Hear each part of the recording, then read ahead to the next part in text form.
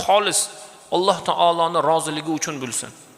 Shuning uchun bugun amallarimiz, ibodatlarimiz, qilayotgan ishlarimiz risoladagidek bo'lishligi uchun avval ilm o'rganaylik. Sabr qilaylik, sabrni o'rganaylik. Ibodat qilishlik, ziyorat qilishlik odoblarini o'rganib, inshaalloh bugun odamlar ko'rsin, odamlar bilsin. Birodar, u davrlar o'tdi endi. Ja'al haq va zahaqal batil. Haq keldi endi. Ko'zimizni ochadigan narsalar keldi bugun. Botil ketdi endi. Ko'zbo'yamachiliklar ketdi. Haqqoniy bo'laylik bugun. Bugun umraga borib kelishning pulidan ko'ra undan keyin keladigan ziyofatlar qimmatroq turadi. Haqiqatda shunday. Kelgandan keyin 4 ta quda, 50 ta qo'shni, 5 ta mahalladosh, sinfdosh